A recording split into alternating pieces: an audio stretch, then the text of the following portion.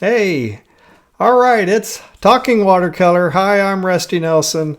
We are going to be going over a few things today, mainly kind of in reaction to my last big viral video. I think last week's Talking Watercolor was kind of reacting to that as well, and I was kind of surprised and amazed that the Loomis head primer, really is what it was a primer, took off and went so fast and so far.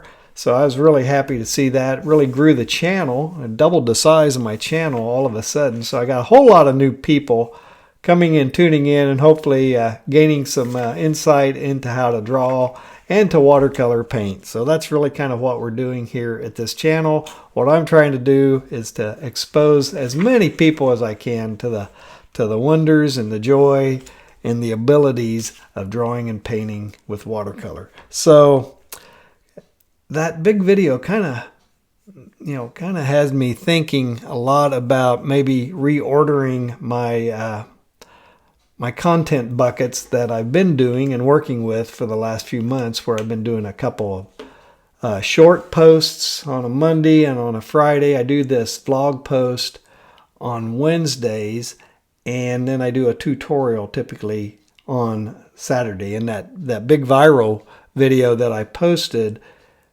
I had it set for the wrong time, so it dropped early Friday morning. So I'm trying to sit here and ask myself questions if this simply the timing of the drop made any difference. It might have made a little bit, but a lot of the comments on the Loomis primer was mostly about taking a fairly complex, and it is a complex subject matter, and doing it in a manner that it made it look within reach, achievable for people who are just getting started. So that's got me thinking a lot about doing more of those. I did a lot of those at the beginning of this channel when I was first getting started. I am still teaching it like I typically progress through the semester, a 15-week semester with my watercolor course, starting out with the fundamental skill sets and then doing various subject matters and basic shapes, moving into more and more complex things. And that's where we're still at, and that's kind of the whole notion of what I'm still doing with the tutorials that I'm going to be dropping.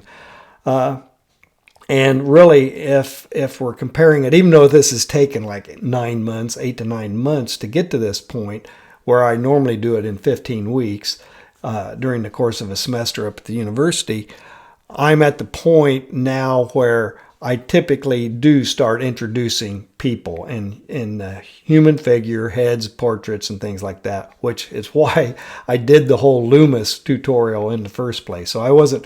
It's not that I just all of a sudden decided to start doing more drawing. It's just that drawing is a fundamental skill, and I saw that in the comments as well, that people are recognizing they need more drawing skills and abilities, and there's a lot of people that want to know how to draw people. So that's, I think, was one of the main reasons that video really took off. I mean, I think from last week it might have had like 60,000 views, and this week we're close to 85,000, I think. So it's definitely a big viral video for me, and it's kind of given me a sense of what kind of money a YouTuber would get when they start getting views in that number. So it's definitely a learning experience for me, and I'm trying to take and analyze this stuff and figure it out as best I can, so that I can continue to provide good video clips and tutorials for you to watch and to learn how to do this, because it is a complex skill. It's not hard. It's just a whole lot of things you have to remember and know and kind of juggle and push and pull as it goes into your artwork. And everybody uses the same set of basic design elements and principles, but it's how they put it together and how creatively they interchange those things to create their artwork. And again, I think that's one of the things about what I'm thinking about and the buckets that I've been doing these videos for has it just needs to be reset. The priorities need to be reset. So I'm thinking maybe I'm still going to be doing at least one short a week. And I'm thinking maybe going back and doing some really basic fundamental skill sets for a tutorial that I'll drop during the week. I'll still do these vlogs, and then the bigger tutorials, the big scenes or the animals or the people tutorials, the more complex and advanced things, which maybe people don't feel like they're quite ready for, those are going to be things that I need to do for myself, or I get real twitchy. I start feeling the urge that I've got to sit down and do something. And I'm since starting in January this channel, I haven't really just sat down and done a watercolor without a camera turned on, without me thinking about how it's going to be put together, edited, and distributed onto social media, YouTube in particular. So that's where I'm at, just kind of figuring out how this is working. I still want this to be about you, but I still have my desires and things that I need to do and have in mind that I want to be able to create and do creatively, and hopefully have a nice piece at the back end of it. So I've done a lot of things in the last 8 to 9 months with the channel, a lot of really nice examples of doing simple things and creating some interesting looking pieces that I think people would be interested in looking at. And that's kind of the fun thing about it. And you never know, some of the most simple things you're going to be working on, and if all the stars align, you have a piece that it's like, wow, how did that happen? Now, can I replicate it? And that's always the next question. And as you're doing these things, you need to keep in mind the type of steps and actions you're doing to get to that. So if something good happens, you can remember how to do it again, or if something bad happens and you have to fix it, you have to remember that as well. So anyway, that's kind of where I'm at this week, and I do have a couple of shorts dropping this week, kind of reviewing some of the pieces that I've done over the last 8 to 9 months. Working on this channel, so they're kind of fun. This is posting, and then I do have on Saturday the next Loomis tutorial on figures. So I'm starting to introduce the figures to it, and I'm gonna do this just like I do in my university class, where when we get started on figure, either in my drawing class or my watercolor class, I just go into a little more depth in my figure drawing class. But it's really about learning. Loomis has stages as well, and we kind of saw the breakdown of the structure for the heads. Well, there's a similar thing that he does for the figure, and the main thing we start out with, and I make the students practice for 2 to 3 weeks. Keep in mind, these are like 2-hour classes or 3-hour classes if it's on a Tuesday, Thursday.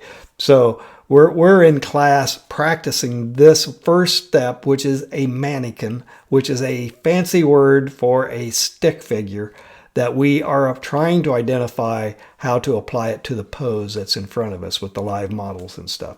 So that's the first skill set using Loomis to draw a figure, is to get a good mannequin that's properly proportioned, that has the right body flow, the rhythm flow through the body, and the right positioning of all the elements, and using relative position points on the form to get the angles right. It's all about shoulder angles, hip angles. You're turning, creating a 3-dimensional chest, with cubes or a chest-shaped cavity. It's just really a matter of how much time and effort you put into that mannequin. And you start out slow. You build some simple mannequins, but as I do in my figure drawing class, we speed it up. They get maybe 10 seconds, 15 seconds to get that mannequin constructed before we jump to the next pose and do it all over again. So you're really developing a confidence, a hand at identifying that three-dimensional form out in the space around you, and you're applying two-point perspective, maybe three-point perspective, depending on your point of view, but it's definitely two-point perspective and how you can recognize it and then how to structure it on your paper. So all of those things are coming together, and it is a complex set of things to remember. So you ought to go back, and I'll make sure I post this onto the end screen about maybe going back and watching some of those these were some of my first videos I did when I first started the channel, so they're kind of cringy for me to go back in and watch. Not that I've gotten that much better, but definitely I was starting out this whole channel with the notion of you've got to have a good strong foundation in drawing before you can really start diving into watercolor. And I saw a lot of those kind of comments in the comment section for that video, was that people really appreciated having this information. They were been wanting to draw people with what I showed in that video. I broke it down in simple enough manner that they felt like they could dive back in and have the confidence to attempt it again. But trust me, it's not easy. It is a thing that you have to practice, and that's what will make it easy, is if you do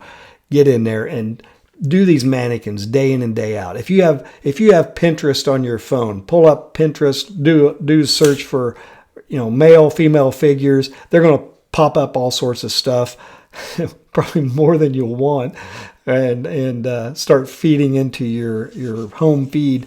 But there you go. You've got reference right there. Don't have to hire a model or anything. Just sit down and doodle mannequins until that just comes to you as second nature. So anyway, that's really kind of a lot of fun. I've been, I think I've had about almost 600 people who have signed into my my website and downloaded the Loomis books that I have there for free. So if you haven't done it yet, if you're a new viewer and looking at this video, I'll put the link in this description as well. Get over to my website. You can download those Loomis PDFs and go through it. One is Heads and Hands. Yeah, Head and Hands, and the Loomis Figure for All It's Worth. They're really good books. They're about 60, 70 years old.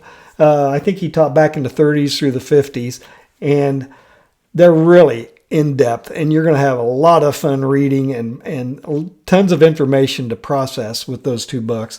And then also, amazingly, I think because of all the attention that video brought to my channel, somehow, because I haven't promoted this at all, I do have a Patreon channel, and I do have a $5 membership on it. It's just that if somebody were to, and I haven't even started this yet, but I was thinking that if anybody felt like they had gotten value out of my YouTube channel, they could bounce over to my Patreon page and drop me a little appreciation as like a $5 membership. I think it's a $5 a month membership for me to continue developing and adding content to YouTube. I have bigger plans for Patreon with other things. I'm not to that point yet. So I do have that almost 600 people signing in to my website and giving me their email for an email list. So lots of things that I have kind of getting in order before I do anything with it. And again, I'm not going to inundate you. I've been on several, I've signed up for several lists as learning what to do about YouTube and all of this stuff, affiliate marketing, course content creation, stuff like that. So I'm on a lot of lists. And I get a ton of freaking email weekly from these people. I mean, they are serious email marketers, and I don't intend to be that pushy at all. So I will probably be sending out an email. If you're on my email list, I'll be giving you an email just saying thanks for signing up and letting you know about my Patreon page. And if you feel like, you're there and you can support me, great. I appreciate that and really do want you to gain the skills to become an artist, to be a creative person, to be able to do watercolor, to be able to draw people and all the things above. So anyway, yeah, I've been going on for 15 minutes. So I'm going to let you guys go, and I want to see you in the next video, and watch for the Loomis figure video this weekend. See you then.